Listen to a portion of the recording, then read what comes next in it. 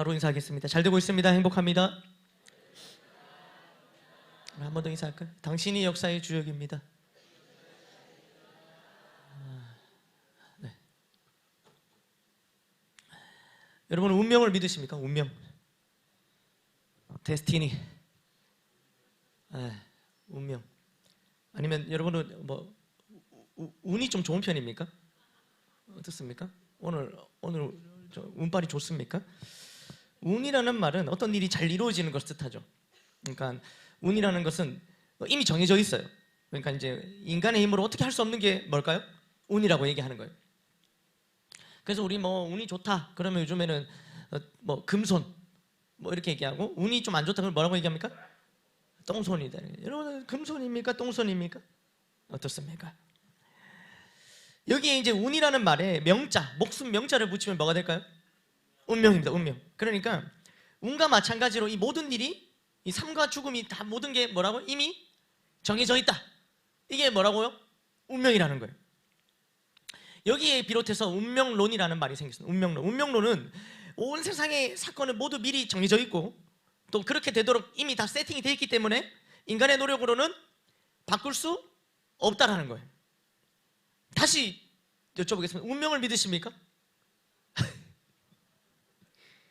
그러니까 이 사람에게 정해진 운명이 있다라고 보고, 그래서 이걸 풀이해 주는 걸 뭐라고 하냐면 이 사주명리라고 합니다. 사주명리. 전공 분야가 나오셨습니까?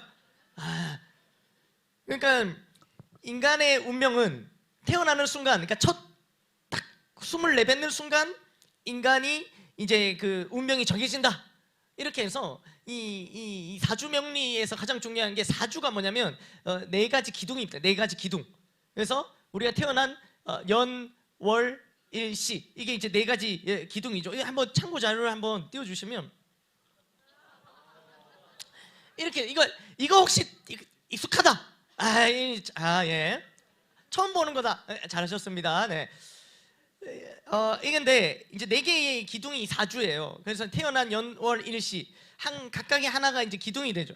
그 다음에 이제 아래 위로는 뭐 이게 천간, 또 지지, 이렇게 해서 천간은 이제 하늘을 상징하고, 지지는 당연히 땅을, 이거 하면 안 돼요. 이거 지지예요.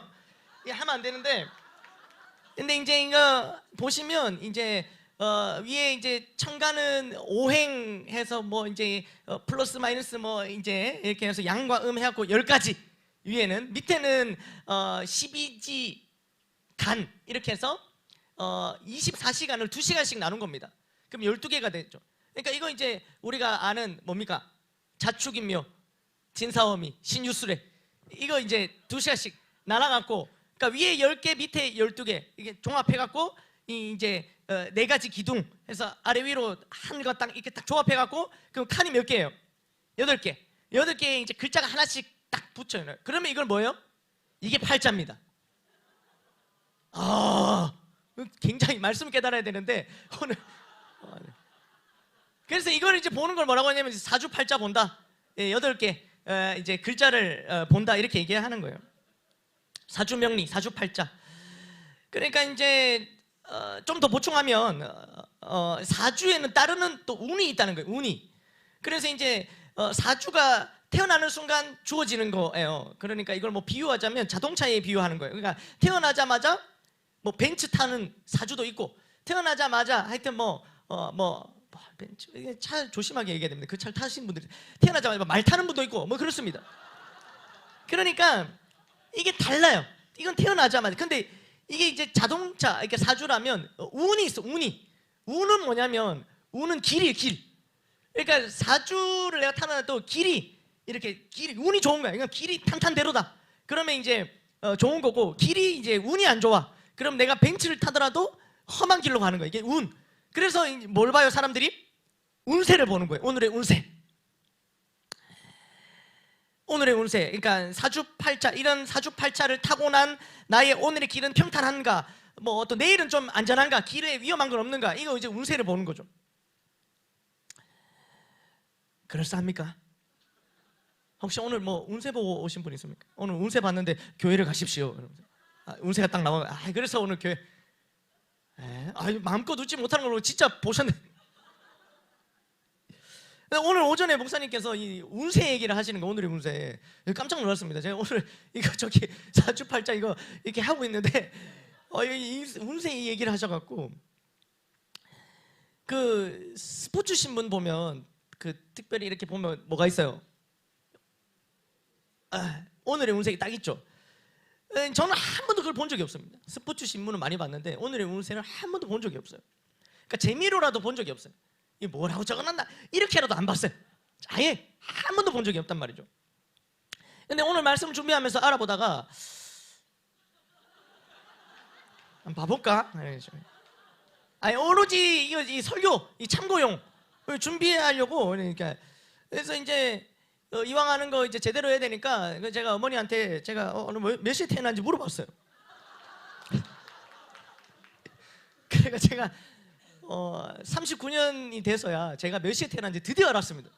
그때 한 번도 뭐 하는데 이제 뭐 정확한 건지 모르겠어요. 그러니까 뭐 이제 이게 하여튼 해갖고 제가 이렇게 정보를 따뜻한 넣었어요. 그 결과가 이렇게 나왔어요. 결과가 나왔는데 이제 바로 딱 나옵니다. 이제 뭐 이렇게 나와요. 박인찬님 반가워요 이러면서 마치 무쇠 같은 분이시군요. 그래서 논리적이고 책임감이 강한 편이시네요 이러면서 딱 나왔어요. 그러면서 이제 총 운세 다소 조심해야겠지만 얼마든지 좋아질 수 있어요. 무슨 말인지 모르겠어요. 다소 조심해야겠지만 얼마든지 좋아질 수 있어요 이러면서 이제 제가 이제 뭐 대길, 뭐 길, 중길, 소길 이런 게 있는데 이제 말길이 나왔어요. 말길. 근데 흉까지는 아니고 말길, 흉 바로 위에 이러면서 이제 하여튼 조심해야 되는데 또 조심하면은 또 전화위복의 기회를 얻을 수 있어요. 뭐 이런 내용이 이게 내용이 쭉 있어요. 그래서 또 막 올라갔어요. 이렇게 올라갔는데 그 다음에 약간 좀 안 좋은 얘기를 해요. 약간 이렇게 위험할 수 있는 얘기를 하면서 그래서 궁금하잖아. 그래서 이제 이렇게 올렸어요. 그런데 그 다음 내용을 딱 올렸는데 그 다음부터 여기까지예요. 이러면서 더 이상 보려면 복채가 필요해요. 이러면서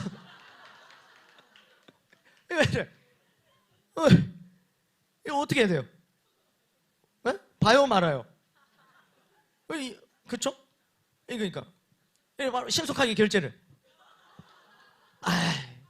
다행히 안 했습니다. 안 했어요. 여러분 하시면 안 됩니다. 비싸요. 그리고 비싸더라고. 안 했습니다. 근데 이제 제가 그냥 잠깐 오늘 사주팔자 내린 얘기 하니까 저 교회에서도 청년들 중에 또 사주팔자 이렇게 좀 많이 빠져 있는 님 좀 이상하다. 빠져 있었던 친구들이 있다 하더라고요. 요즘에 많이 봅니다. 보시라는 얘기 아니에요, 여러분. 보시면 안 됩니다. 오늘 이 말씀 잘 들으면 이거 이제 사주팔자가 안 보게 됩니다. 근데 이제 결국에 하는 말은 뭐냐면 이 사주팔자, 정해진 사주팔자, 태어나면서부터 정해진 사주팔자가 있고 그 시기에 따라서 또 시기에 따라 오늘의 운세, 다음 주 운세, 뭐 2년짜리, 뭐 5년짜리 뭐 여러 가지가 있더라고요. 그러니까 이걸 잘 알면은 삶의 이 선택의 순간에 잘 결정해서 화를 피하고 복을 누릴 수 있다. 이게 이제 이게 결론이에요. 그러면 오늘의 내가 잘 되고 있는 것은 우리가 좋은 사주팔자를 잘 타고 나서 오늘 내가 잘 되고 있는 걸까요? 반대로 말하면 오늘 내가 좀 어려움을 겪고 있다면 내 사주팔자가 꼬인 것일까요? 어떻게 생각하십니까? 절대로 그렇지 않습니다. 그런데 우리나라는 이런 말도 안 되는 사상이 만연합니다. 아주 만연합니다. 아까도 말했지만 어른들만 이걸 보는 게 아니에요. 젊은 세대들도 많이 봐요. 돈이 되니까 이게 많습니다.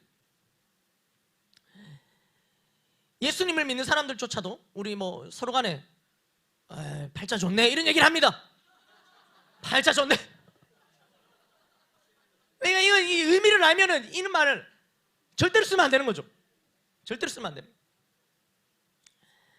그러다 보니 이게 신앙생활에 이 자연스럽게 이런 사고들이 우리 안에 묻어난다는 거예요. 우리 한번 요즘에 이제 최근에 우리가 이제 친숙한 큐티를 통해서 아브라함 이야기를 좀 해보려고 합니다. 물론 큐티랑 모신 분들은 이번에 친숙해지면 돼요. 걱정하지 마시고. 자, 창세기 아브라함 내용을 쑥 한번 훑어볼 텐데 창세기 12장을 한번 펼쳐볼까요? 창세기 12장 1절에서 3절 말씀 한번 읽어보겠습니다. 시작. 여호와께서 아브라함에게 이르시되 너는 너의 고향과 친척과 아버지의 집을 떠나 내가 내게 보여줄 땅으로 가라. 내가 너로 큰 민족을 이루고 내게 복을 주어 내 이름을 창대하게 하리니 너는 복이 될지라. 너는 축복하는 자에게는 내가 복을 내리고 너를 조조하는 자에게는 내가 저주하리니 땅의 모든 족속이 너로 말미암아 복을 얻을 것이라 하신지라. 자, 이게 하나님이 아브라함을 부르시는 장면이죠. 하나님이 부르셔요. 부르심의 내용이 뭐예요? 아버지 집을 떠나서 내가 가라고 하는 땅에 가라, 이런 명령이에요. 물론 내가 정들었던 곳, 이 당시에 뭐 아브라함 뭐 거의 60년 70년 살던 곳을 떠나기는 쉽지 않습니다. 많은 2절 말씀에 보세요. 2절 말씀에 하나님이 그냥 가라고 안 하세요. 뭐라고 하시는 거예요? 너로 큰 민족을 이루고 내게 복을 주어 내 이름을 창대하게 하리니 너는 복이 될지라. 이런 말씀을 하시면서 가라. 여러분들한테는 이런 복을 주시겠다 하면서 가라 하면은 갈까요, 안 갈까요? 다 갑니다. 이만큼 복을 주신다는데 누가 안 가겠어요? 안 그래요? 가지 않겠습니까? 네. 그러니까 뭐 이 정도까지 아니라도 이거 뭐 한 이거에 반의 복만 주셔도 하나님 가라 하시면 가죠. 근데 이런 복을 주신다니까 하나님 당연히 아브라함 움직입니다. 순종함으로 나아가죠. 4절 읽어볼까요? 시작. 이에 아브라함이 여호와의 말씀을 따라갔고 롯도 75세였더라. 그러니까 75세 때 떠나는 거예요. 사실은 뭐 75년이랑 아버지랑 살다 보면은 뭐 아버지 떠나고 싶었을 수도 있어요. 그러니까 떠나고 싶었는데 잘 됐다 싶어갖고 갈 데도 없었는데 하나님께서 이마에 복도 주신다고 하니까 떠나자 이렇게 했을 수도 있는데 뭐 그것까지는 모르겠지만 어쨌든 순종함으로 나아갑니다. 그런데 문제를 만나요. 10절 한번 읽어볼까요? 자, 시작. 그리로 내려갔어. 이는 그 땅의 기근이 자, 갔는데 자, 하나님 뭘 주신다고 했어요? 복 주신다 해서 갔어요. 근데 아브라함을 기다리고 있던 건 뭐예요? 복입니까? 기근이 복입니까? 배고픈 게 복입니까? 아니잖아요. 기근이 배고픈 거는 아주 큰 재앙이잖아요. 근데 큰 재앙을 만난 거예요. 복 주신다고 해서 갔는데 이 큰 재앙을 만난 거예요. 이게 뭡니까 이게? 여기서 아브라함은 이제 중요한 선택의 기로에 섰습니다. 하나님 복 주신다 해서 그것만 믿고 쫄래쫄래 따라왔는데 근데 아브라함을 기다리고 있었던 것은 복이 아니라 기근이에요. 그러니까 이제 아브라함의 결정과 선택이에요. 뭐예요? 다시 집으로 돌아간다. 1번. 2번 그래도 하나님 가라 하신 땅이 여기니까 여기 머무른다. 2번. 3번 다른 곳으로 간다. 아브라함은 3번 택하는 거예요. 어디로 가요? 애굽으로 갑니다. 분명히 내가 가라고 한 땅에 가면 복을 준다고 말씀을 하셨는데 다른 땅에 가요. 그러면 이때부터 하나님은 아브라함한테 복을 안 주셔도 되죠. 맞잖아요. 거기 가면 복 주신다 했는데 안 갔어. 그러면 복 안 줘도 되는 거 아니에요? 아니요. 그래도 줘야 돼요. 여러분들 그렇게 안 하시잖아요. 너 성적 1등 해오면 아빠가 용돈 올려줄게. 51등 해왔어요. 그래도 줍니까? 안 주잖아요. 안 줘도 돼. 그런데 이게 끝난 거예요 이미. 이제 아브라함은 그렇게 해서 이제 애굽으로 가요. 그런데 또 다른 문제를 만나요. 11절 읽어볼까요? 시작.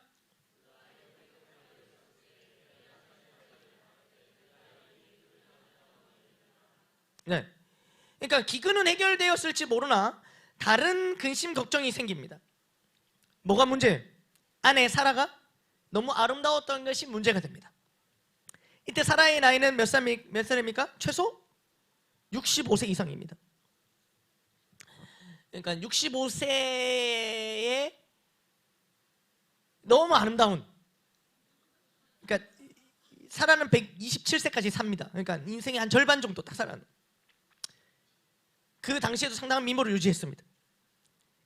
그러니까 그런 아름다운 아내 때문에 이게 걱정을 한 거예요. 왜요? 애굽 사람들이 자기 아내를 빼앗아 가기 위해서 자신을 죽일 수도 있다는 생각을 했던 거죠. 그래서 어떤 방법을 선택했냐면 다 아시겠지만 말씀을 통해서 보겠습니다. 13절 시작. 그대는 나의 누이라 하라. 그러면 내가 그대로 말미암아 안전하고 내 목숨이 그대로 말미암아. 자, 아내한테 이렇게 얘기를 합니다. 그러니까 뭐 누이라고 해라. 사라 입장에서 어때요? 내가 기분 나쁠 수 있잖아. 아는데 왜 누이라고 해줘? 근데 하는 말이 뭐예요? 너무 예뻐서. 너무 예뻐서 내가 저 사람도 어떻게 할지 모른다. 그 정도로 네가 예쁘다. 그러니까 잘 누이라고 해달라. 그러면 어때요? 살아? 또? 조금 찝찝하긴 해도 은근히 기분 좋아. 뭐라고? 다시 한번 말해봐. 뭐라고? 그래서 그래서 그래? 그러면 뭐 내가 그렇게 해줄게. 누이라 해줄게. 이러면서 약간 기분 좋으면서 약간 이렇게 하면서 이렇게 하는 거예요. 갔어요. 이제 근데 물론 이제 우리가 이제 많은 뒤에 성경학자들은 사라가 아름다운 것도 맞아요. 아름다운 것도 맞지만 이 가나안에서 이주한 이 아브라함은요 이제 거지처럼 온 게 아니에요. 이 나름대로 이렇게 규모를 갖춰서 온 족장이었단 말이에요. 그러니까 당시에는 정권을 강화하기 위해서 여러 부족장의 가족들, 이런 부족장들의 뭐 이런 가족들이랑 정략 결혼하는 경우가 많았습니다. 그런 의미에서 이제 바로가 이 사라를 궁으로 왜냐면 아브라함이 누이라고 하니까 아브라함이랑 잘 지내고 싶은 거예요. 이 나라를 강하게 하기 위해서. 그래서 궁으로 들였다라는 아주 사라가 들으면 아주 싫어할 만한 이런 견해가 있습니다.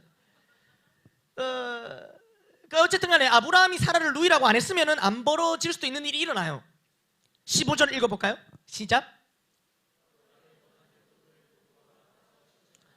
그 여인을 바로의 궁으로 꺼내. 그러니까 누이라고 했기 때문에, 그러니까 아름다울 수도 있지만 누이라고 했기 때문에 이 아브라함이라는 족장이랑 좋은 관계를 유지하기 위해서 데려온 거예요. 그러니까 정권 강화를 위함이기 때문에 빼앗은 게 아니에요. 그거는 이제 16절을 통해서 보면 알 수 있습니다. 힘으로 빼앗은 게 아니에요. 16절 읽어볼까요? 시작. 이에 바로가 그로 말미암아 아브라함을 후대함으로 아브라함의 양과 소와 노비와 암수 나귀와 낙타를 얻었더라.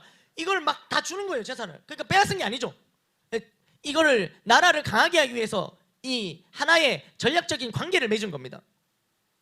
그런데 바로 하나님께서 큰 재앙을 내리세요. 17절 읽어볼까요? 여호와께서 아브라함의 아내 사라의 일로 바로와 그 집에 큰 재앙을 내리시냐. 이걸로 큰 재앙을 내리시고 이 이야기는 이렇게 끝나요. 20절 시작.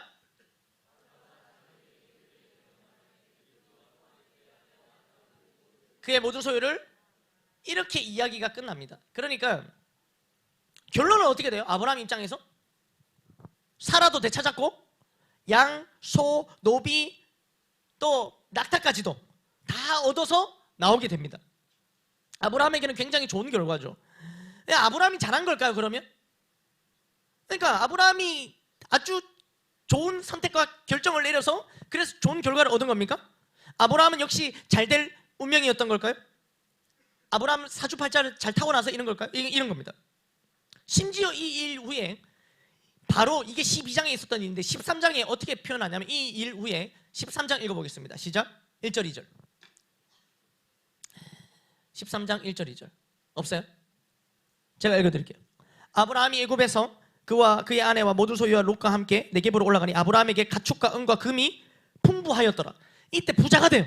얼만큼 부자가 돼요? 롯이랑 같이 지낼 수 없을 정도로 부자가 돼요. 그러니까 저는 이 말씀을 보면서 왜 아브라함은 잘못된 선택을 했는데 이런 좋은 결과를 얻지 하는 의문이 들었죠. 그런데 20장에 가면은 똑같은 일이 또 일어나죠. 20장 가보겠습니다. 20장 1절에서 2절 다 같이 읽어보겠습니다. 시작.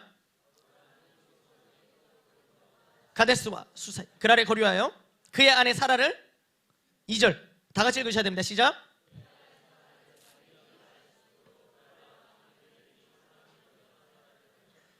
자, 어떻습니까? 또 이제 누이라고 하죠. 이번에 아비멜렉에게. 이때는 아까는 앞에는 이름이 아브람이었고 지금은 뭐예요? 아브라함으로 바뀌었어요. 그러니까 이름도 바뀌었어요. 이제는 이름까지 바뀌었다고요. 하나님으로부터 새로운 이름도 얻었어요. 근데 똑같은 아브라함에게는 좀 그렇지만 똑같은 짓을 반복합니다. 3절과 4절 읽어볼까요? 시작. 그 밤에 하나님이 아비멜렉에게 현몽하시어 그에게 이르되 네가 데려간 이 여인으로 말미암아 네가 죽으리니 그는 남편이 있는 여자임이라. 아비멜렉은 억울해요. 4절 시작. 그 여인을 가까이 하지 아니하였으므로 그가 대답하 주여 주께서 의로운 백성도. 그러니까 이 아비멜렉은 얼마나 억울해요. 누이라고 해서 데려왔는데 하나님이 갑자기 너 죽일 거야 이렇게 얘기하시는 거예요. 이 아비멜렉은 황당하죠. 이게 뭔가 싶은 거예요. 그래서 어떡합니까? 아브라함 불러서 물어요. 9절입니다. 시작. 네가 어찌하여 우리에게 이렇게 하였느냐? 네가 무슨 죄를 내게 범하였기에 네가 나와 내 나라에 큰 죄에 빠질 뻔하게 하였느냐? 네가 합당하지 아니한 일을 내게. 그러니까 이게 뭐냐, 왜 이렇게 했냐, 나한테 너 때문에 큰일 날 뻔했지 않냐, 나 죽을 뻔했다, 도대체 왜 그렇게 했냐, 이렇게 얘기하는 거예요. 그러면 아브라함이 뭐라고 얘기하겠습니까? 죄송합니다, 미안합니다, 이렇게 하면 되죠. 그런데 그렇게 안 해요. 12절 말씀 볼까요? 시작. 이런 얘기를 하는 거예요. 실제로 사라는 아브라함의 이복 누이예요. 그래서 누이라고 했다는 거예요. 그러니까 맞는 말이지만 아비멜렉 입장에서는 어떻습니까? 굉장히 화가 나는 대답이에요. 그 말이 아니잖아요. 이복 누이였던 게 중요한 것이 아니라 지금은 아내였던 게 더 중요한 내용인데 이렇게 지금 둘러대고 있는 거예요. 굉장히 화가 날 만한 상황입니다. 그러나 전혀 미안한 기색도 없죠. 아비멜렉은 화가 충분히 났을 법도 한데 15절에 아비멜렉은 아브라함이 이렇게 얘기합니다. 시작.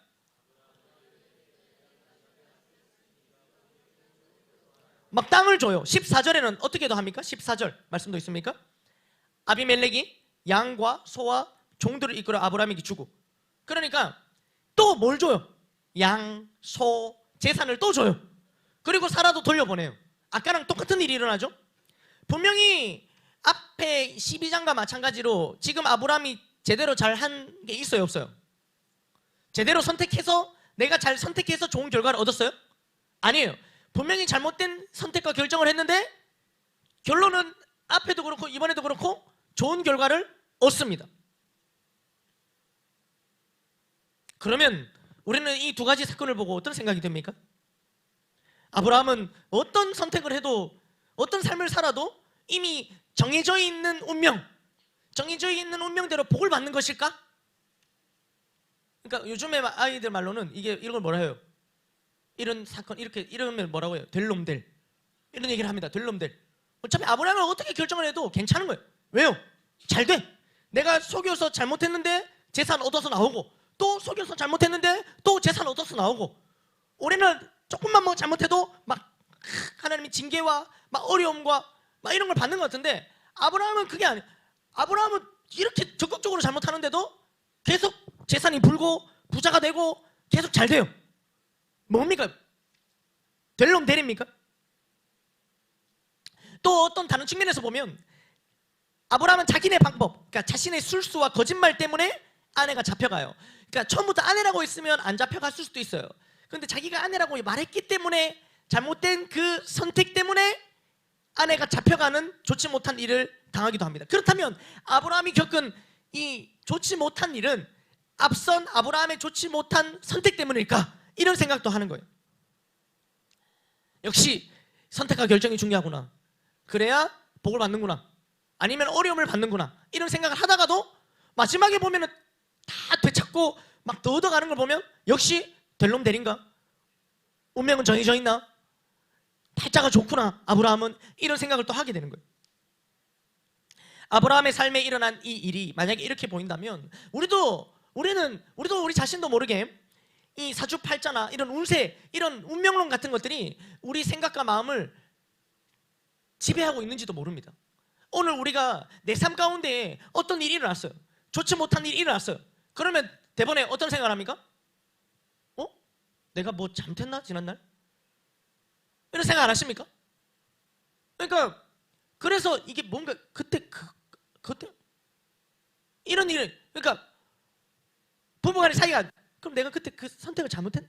그래서 이런 일, 그러니까 과거의 어떤 선택, 오늘 뭐 여러분들이 시험을 쳤는데 성적이 안 나왔으면 내가 그때 그 고등학교 말고 이 고등학교 간 게 그 선택이 잘못돼서 내가 오늘 성적이 이런가, 이런 말도 안 되는 연결을 막 지어서, 그래서 이렇게 과거에 뭔가 잘못된 선택과 결정 때문에 오늘 내한테 좋지 못한 일이 일어나는 거나, 이렇게 과도하게 연결을 하거나, 아니면 어차피 될 놈 될, 그러니까 이래나 저래나, 그래서 오늘의 어떤 선택과 결정은 중요하게 생각하지 않는 이런 양극단의 일들이 있단 말이죠.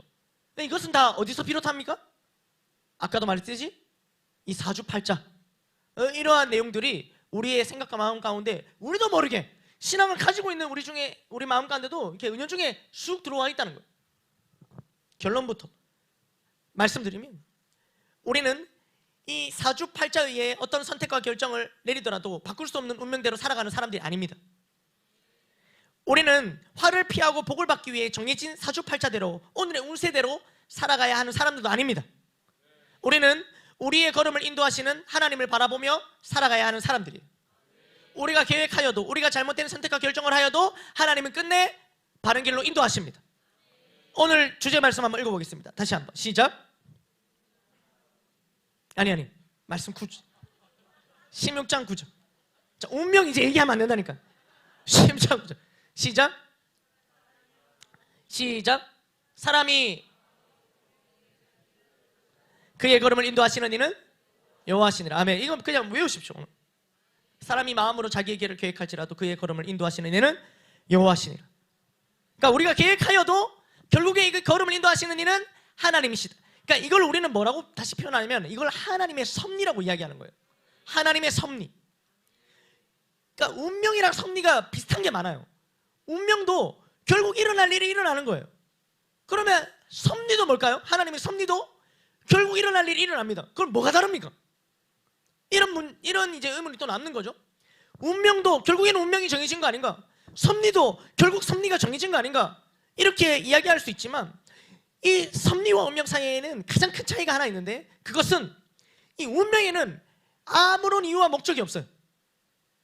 그런 일들이 일어나는데 이 일이 일어난 어떠한 이유와 목적도 없어요. 왜 나한테 이런 일이 일어났지? 그 이유와 목적이 없어요. 그러나 섭리에는 이유와 목적이 있습니다. 하나님께서는 아무런 이유와 목적 없이 어떤 일을 행하지 않으십니다. 그러니까 운명을 쫓아가면은 마지막에 듣는 말이 뭘까요? 그게 네 운명이야.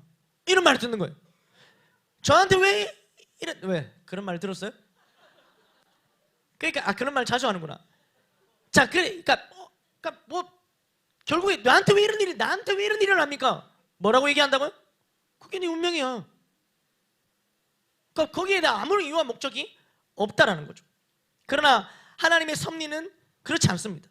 아무리 작은 일도 하나님께서는 분명한 이유와 목적을 가지고 행하십니다. 그렇게 하나님의 섭리를 이루어 가신다는 거예요. 그러니까 우리도 아브라함과 같이 여러 상황 가운데 마음으로 뭘 세워요? 계획을 세웁니다. 여러분 계획을 세우지 않습니까? 또 장래를 바라보며 여러 가지 계획도 세우죠. 잘 되기도 하고 안 되기도 해요. 예수님을 믿지 않았을 때는 우리가 어디로 가야 되는지 모른 채 살아가요. 그러니까 이게 모르니까 자꾸 뭘 의지해요? 이런 거 사주 보는 거예요. 그리고 결과를 마주하죠. 사람들은 어쩔 수 없는 운명이라고 얘기해요. 그렇다면 하나님의 섭리를 믿는 우리는 어떻게 살아가야 할까요? 이게 중요합니다. 이미 모든 것이 하나님의 섭리대로 될 것이니 아무렇게나 선택하고 아무렇게나 결정하며 살아도 됩니까? 아니라는 거죠. 모든 것이 하나님 섭리 안에 있는 것은 맞지만 하나님께서 섭리대로 인도하시기에 앞서 무엇이 있냐면 우리의 계획이 있어요. 우리의 계획이 있다고요. 그러니까 우리가 하나님이 인도하심, 그 걸음을 인도하시는 분은 하나님이시지만 그 걸음을 인도하시기 위해서는 실제로 그 걸음을 갖는 것은 누굽니까? 내가 걸어야 그 인도하심대로 나아간다는 거죠. 그러니까 내가 선택하고 내가 결정해야 되는 거예요. 그러니까 나의 선택과 하나님의 섭리가 충돌하는 내용이 아니라는 거죠. 나의 선택과 결정이 있고 또 하나님의 섭리도 있다는 내용이에요. 무슨 헷갈리십니까? 나의 선택과 하나님의 섭리 그 사이에 있는 그 관계 속에 있는 신비에 관한 말씀이 오늘 드리는 말씀입니다. 그러니까 뭐 어차피 하나님께서 인도하시기 때문에 나는 아무거나 결정해야 된다가 아니에요. 절대로 그렇지 않습니다. 어떤 계획을 세우셨어요?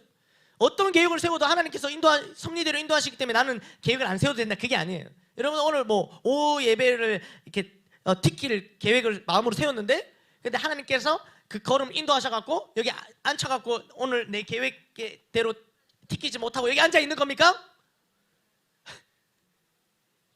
그럴 수도 있겠죠. 하나님 섭리 안에서. 근데 그런 나의 선택과 하나님의 섭리가 충돌되는 내용이 아니라 그게 함께 간다는 거죠. 비록 내가 그런 계획을 세웠을지라도 우리가 이 자리에 앉아 있는 것은 더 큰 의미에서 하나님의 섭리대로 우리가 이 자리에 앉아 있는 거예요. 그러니까 예를 들어서 기도를 한번 예를 들어 보겠습니다. 그러니까 모든 것이 하나님 섭리대로 진행될 거라면 우리 기도 왜 합니까? 내가 기도하면은 하나님 뜻이 이렇게 싹싹 바뀝니까? 하나님 섭리가 이렇게 바뀝니까? 그렇지 않거든요. 그러면 어차피 바뀌지 않은 하나님의 섭리라면 기도를 왜 합니까? 이런 생각이 드는 거죠. 그런데 그렇지 않다는 거예요. 그러니까 나의 선택과 결정이 하나님의 섭리와 충돌되지 않듯이 나의 기도가 하나님의 섭리와도 충돌되지 않습니다. 우리가 하나님의 그 섭리 안에서 기도하면 두 가지 일들이 일어나겠죠. 하나는 정말로 내가 기도하고 바라는 대로 그 역사가 일어납니다. 그러니까 하나님께서 소돔을 향한 뜻과 계획이 있으셨을 때도 그 아브라함의 기도로 그 뜻이 이렇게 뭔가 바뀌는 것처럼 일어나서 이 롯의 이 식구들은 구원받는 이 일이 일어나죠. 아멘, 아멘. 그 앞에 누구의 기도가 있었어요? 아브라함의 기도가 있었단 말이죠. 그러니까 이걸 보면 이렇게 그것도 있어요. 수명도 연장돼요. 기도를 하고 나면. 그러니까 기도를 하면 한 뜻이 바뀌는 그것이 아니라 그 기도를 하여서 하나님께서 인도하시는 그 전체가 어디 안에 들어가 있는 거예요? 하나님의 섭리 안에 들어가 있는 거예요. 또 이런 경우도 있겠죠. 우리가 기도를 막 해도 그게 그 뜻대로 이루어지진 않아요. 그대로 가요. 그러나 뭐가 바뀌어요? 상황은 안 바뀌어도 기도하는 내 자신이 바뀌어요.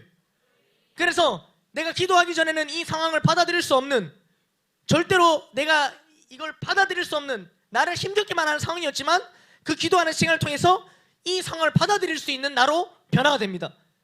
이것까지 뭐라고요? 하나님의 섭리라는 거예요. 제일 대표적으로 예수님께서 이 잔을 내게서 돌려달라고 이런 기도를 하시죠. 근데 그게 아니라 그 십자가를 실제로 지시지 않습니까? 그러면 예수님의 기도가 응답이 안 된 겁니까?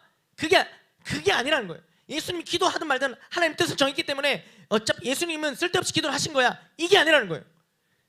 예수님께서 그 기도하시는 그 과정들을 통해서 그 십자가라는 상황을 받아들이는 예수님의 마음이 바뀌신 거죠.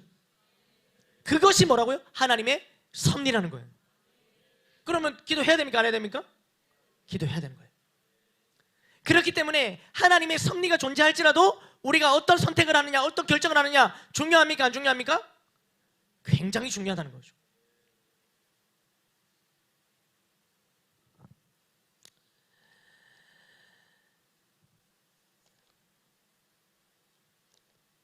그래서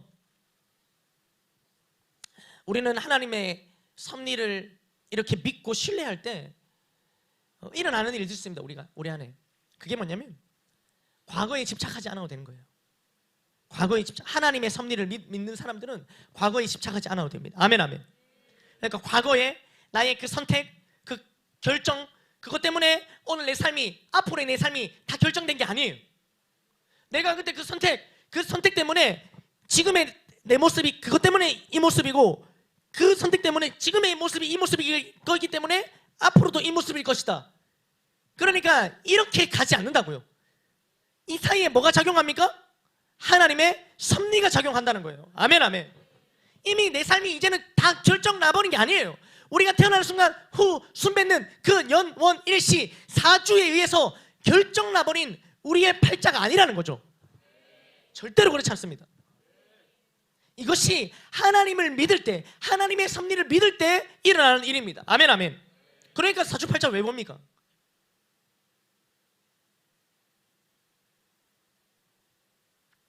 로마서 8장 28절 보겠습니다. 시작. 우리가 알거니와 하나님을 사랑하는 자 곧 그의 뜻대로 부르심을 입은 자에게는 모든 것이 합력하여 선을 이루느니라. 아멘. 모든 것이 합력하여 선을 이루십니다. 하나님께서. 아멘, 아멘. 그러니까 오늘 내게 일어나는 일이, 내가 이해가 되지 않는 일이 일어났을지라도, 때로는 정말 맞아요. 과거에 내 그 잘못된 선택과 결정 때문에 오늘 내가 이러한 현실을 마주하고 있는 것일 수 있어요. 그러나 그러한 일이 일어났을지라도 그 모든 것까지, 좋은 일, 좋지 못하는 일, 잘했던 결정 혹은 그렇지 못했던 결정, 그 모든 것이 어떻게 해요? 합력하여 선을 이루십니다. 하나님께서. 아멘, 아멘. 이게 하나님의 섭리입니다. 다시 돌아가서 말씀을 보면요, 아브라함의 삶 가운데서도, 아브라함의 이 잘못된 선택 가운데서도 하나님은 계속해서 일하고 계셨던 장면을 볼 수 있어요. 한번 다시 보면 아브라함이 분명히 잘못 선택했어요. 분명히 잘못 결정했어요. 그런 때마다 그 다음에 일어난 일이에요. 12장 17절을 다시 한번 볼까요? 아브라함이 속였어요. 그런데 17절에 이렇게 역사하세요. 시작. 여호와께서 아브라함의 아내 사내의 일로 바로와 그 집에 큰 재앙을 내리신지라. 그러니까 아브라함은 분명히 잘못한 것이 맞지만 이 일 가운데 하나님이 섭리로 이렇게 일하고 계시는 장면이에요. 아멘, 아멘. 또 볼까요? 20장 3절 볼까요? 20장 3절 시작. 그 밤에 하나님이 아비멜렉에게 현몽하시고 그에게 이르시되 네가 데려간 이 여인으로 말미암아 네가 죽으리니 그는 남편이. 그러니까 직접 아비멜렉에게 꿈에 나타나셔갖고도 이렇게 일하시는 거예요. 자, 이거는 아브라함은 알아요, 몰라요? 아브라함은 이런 일이 일어나는지 몰라요. 아브라함은 모르다고요. 아브라함이 알든 모르든 이 아브라함의 삶 가운데는 하나님의 섭리가 있습니까, 없습니까? 하나님의 섭리가 있다는 거죠.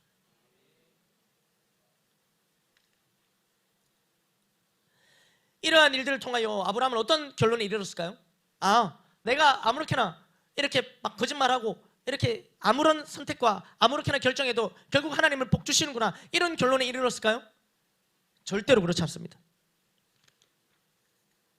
이게 20장에 있었던 일이고요.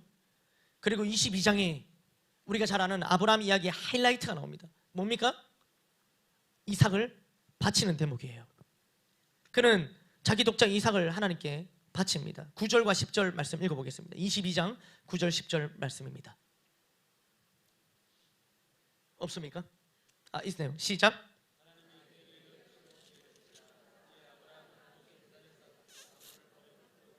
그 아들 이삭을 결박하여 제단 나무 위에 놓고 손을 내밀어 칼을 잡고 그 아들을. 아멘. 자, 그러니까 반복된 일이었어요. 잘못된 결정과 선택이었어요. 그런데 잘못된 선택과 결정을 내렸는데 더 잘 되는 결과를 얻었어요. 그러면 이 데이터가 어떻게 돌아가겠습니까? 내가 어떤 선택과 결정을 하든 상관없이 하나님은 그냥 나를 복 주시는구나, 그렇게 말씀하셨으니까 이 결론에 다다를 수 있지만, 그러나 아브라함의 그 다음 행보를 보면 그렇지 않습니다. 아들 이삭을 바치라고 말씀하셨어요. 그러면 이때까지도 아브라함은 다 말씀대로 안 살았어요. 가나안 땅에 가라, 애굽으로 바로 내려갔어요.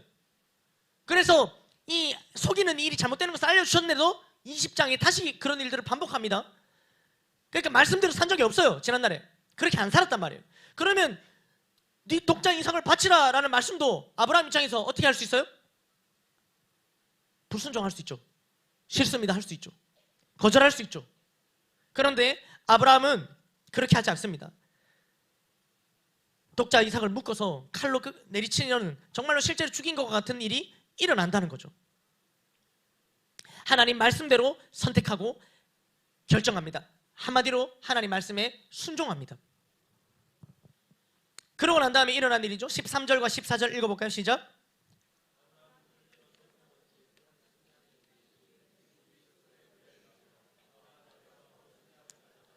아들을 대신하여 번제로 드렸더라. 아브라함이 그 땅 이름을 여호와, 오늘날까지 사람들이 이르기를 여호와의 산에서 준비되리라 하더라. 아멘. 그러니까 수풀에 걸린 양을 보았죠. 그걸 뭐라고 얘기합니까? 여호와 이레. 여호와 이레. 이걸 우리는 뭐라고 번역합니까? 하나님께서 준비하신다, 하나님께서 예비하신다, 이 말을 쓰죠. 여호와 이레. 근데 이 여호와 이레라는 이 단어에서 섭리라는 말의 어원이 여기서부터 나옵니다. 하나님의 섭리, 여호와 이레. 그러니까 하나님께서 주신 이 말씀대로 선택하고 결정하는, 그러니까 하나님 말씀에 순종하는 가운데 하나님의 섭리를 보게 된 것이. 다시요, 뭐라고요? 하나님 말씀에 순종하는 가운데 하나님의 섭리를 보게 됩니다. 아멘, 아멘. 지난날에 이 삶의 여정, 그러니까 잘못된 선택과 결정들이 있었지만 그걸로 인해서 아브라함의 인생이 끝이 났습니까? 아니라는 거예요. 그럼 또 반대로 아브라함은 어떻게 살든 어차피 정해진 운명이 있었기 때문에 잘 될 수밖에 없었던 것일까요? 그것도 아니라는 거예요. 그런 지난날의 삶 가운데에 적극적으로 역사하셨던 하나님, 12장에도 20장에도 하나님의 섭리를 경험함으로써 아브라함은 이내 곧 이것이 나의 결정과 선택이 이렇을지라도, 사람이 마음으로 자기의 길을 계획했을지라도 그 걸음을 인도하시는 이는 하나님이시구나라는 것을 지난날 12장과 20장의 잘못된 그 일들 통해서 이걸 철저하게 깨닫고 배운 것입니다. 그러면서 하나님을 향한 신뢰와 믿음이 자라게 되었고, 또 12장과 20장에서는 그래서 실패했지만 22장에 가서 앞의 내용과는 비교할 수 없을 정도의 더 큰 어려운 하나님 말씀, 순종하기 어려운 하나님 말씀 앞에 그는 순종합니다. 그렇게 하면서 여호와 이레, 하나님의 섭리를 그때 보게 되는 것이에요. 아멘, 아멘. 그러니까 이 결정과 섭리가 함께 일어난 것이죠. 그의 선택과 아무런 무관하게 이 하나님 여호와 이레를 경험했겠습니까? 그렇지 않다는 거예요. 우리의 선택과 하나님의 섭리는 절대 무관하지 않습니다. 말씀을 맺겠습니다.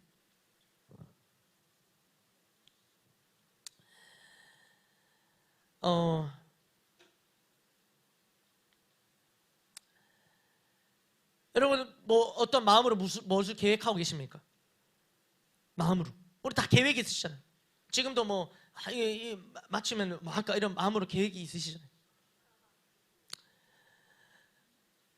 내 마음의 계획과 내 마음의 계획은 이러한데 하나님의 인도하시면 어디를 향하고 있습니까? 그러니까 예를 들면 이제 이번 주 중에 이제 양육훈련 그 신청 마지막 주간이잖아요. 마음으로 계획이 있어요. 이번에 양육훈련 안 받아야지. 이 마음으로 다 계획을 하는 거예요. 이번 양육훈련 나 받지 않는다. 이때까지 받았기 때문에 이번에 안 받는다. 첫 번째 부류와 이때까지 안 받았기 때문에 나 계속 안 받는다. 이런 두 부류가 있습니다. 마음으로 계획할 수 있죠.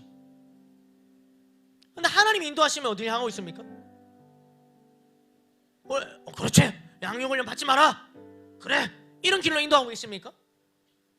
주시는 말씀 가운데에 하나님의 부르심, 계속 광고 이거 나올 때 양육훈련 신청 기계미 막 눈 감고 막 귀 닫아도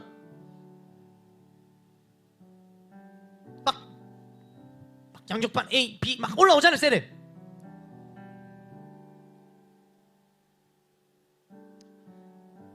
4주 보았는데 양육을 받으시고 나왔으면 4주 양육을 받을까요? 이번 당신의 팔자는 양육을 꼭 받아야 되는 팔자입니다. 이러면 바로 양육받는 신청합니까? 그러니까 마음으로 어떤 계획을 하고 계신 거예요? 올 봄 시즌에는 나 아무것도 안 한다. 마음으로 계획하는 거예요. 양육훈련 안 받아. 행복 모임 안 해. 예배도 ABCD 몰라. 중에 하나, ABCD 중에 하나 해야지. 오늘 비에 있으니까 ACD는 건너뛴다. 이런 마음으로 계획이 있을 수 있어. 그러나 하나님의 인도하심은 어딘지, 하나님은 우리를 어느 걸음으로 인도하시는지 우리가 주목하길 바랍니다.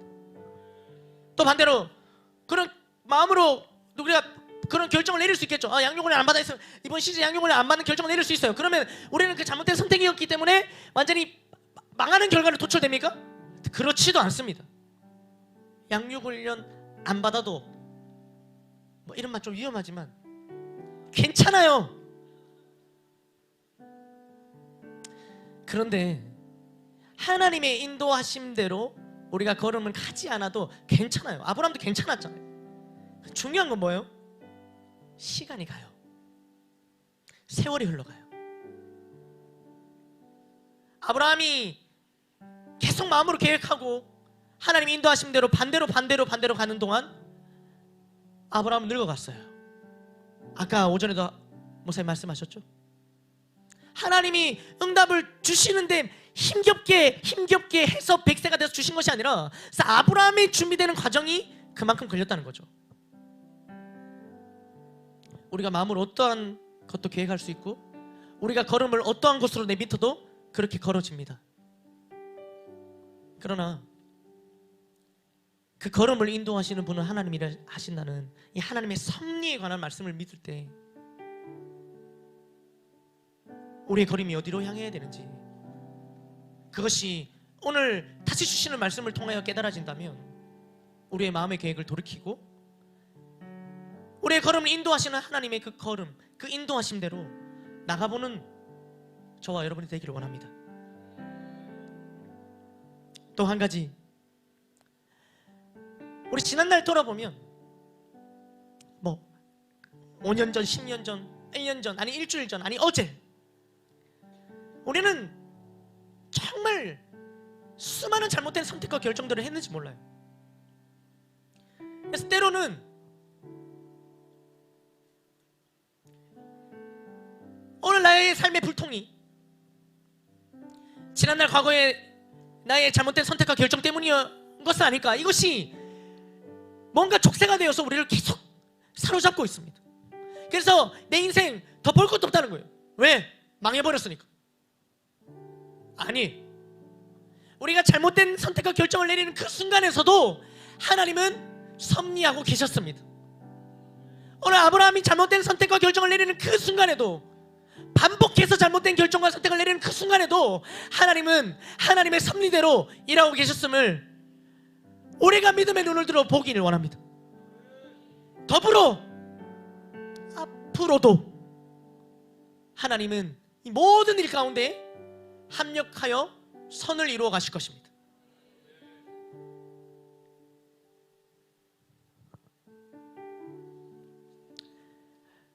이 말씀을 붙들 때 사주팔자 과거에 매이지 않고 이 말씀을 붙들어서 하나님의 섭리를, 지난날 우리 삶의 역사하셨던 하나님의 섭리를 바라보며 또 앞으로 합력하여 선을 이루실 하나님을 기대하는 저와 여러분들 되기를, 그래서 더 잘 선택하고 결정하는 마음으로 우리의 삶을 잘 계획하고 우리의 걸음을 인도하시는 하나님께 순종하며 나아가는 저와 여러분 되시기를 주님의 이름으로 축복합니다.